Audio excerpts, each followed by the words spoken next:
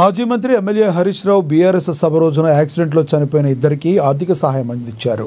సిద్దిపేట జిల్లా కోహెడ మండలంలోని బస్వాపూర్ గ్రామంలో కమ్మరి గణేష్, తాళం సారయ్య కుటుంబాలకు చెరొక 5 లక్షల రూపాయల చెక్ అందించారు.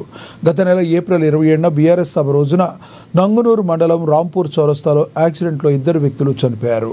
కేసీఆర్ ఆదేశాల మేరకు ప్రస్తుతం 5 లక్షల చెక్కు అందజేస్తున్నామని, కుటుంబానికి అన్ని విధాల పార్టీ అండగా ఉంటుందని హరీష్ రావు తెలిపారు.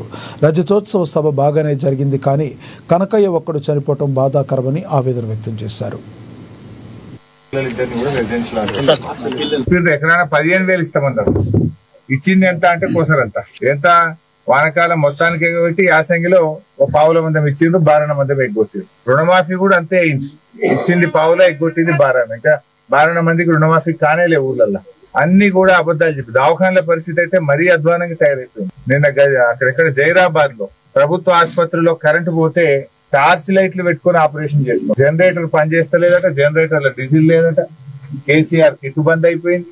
దవాఖాన్లలో పోతే చాలా దుర్భరమైన పరిస్థితి వచ్చింది. కేసీఆర్ గారు ఉండగా ప్రభుత్వ ఆసుపత్రికి వెళ్తే కడుపు నుండి అన్నం పెట్టి కాన్పు చేసి కేసీఆర్ కిట్ ఇచ్చి తల్లిని పిల్లని ఇంటికాడ తీసుకొచ్చి, ఈ గవర్నమెంట్ వచ్చిన తర్వాత కనీసం మందులు లేవు, సూదులు లేవు, జనరేటర్ల డీజిల్ కు పైసలు లేని పరిస్థితి. కేసీఆర్ కిట్ బంద్ అయిపోయిన పరిస్థితి. గజ్వేల్లో అద్భుతమైన మాతా శిశు సంక్షేమ ఆసుపత్రి కట్టి ప్రారంభోత్సవం చేస్తే ఇయ్యాలటి వరకు దాని ఉపయోగంలోకి తేవడం లేదు. 30 కోట్ల రూపాయలతో కట్టిన గజ్వేల్లో ఆసుపత్రి కట్టి ఇనాగరేషన్ కూడా అయింది.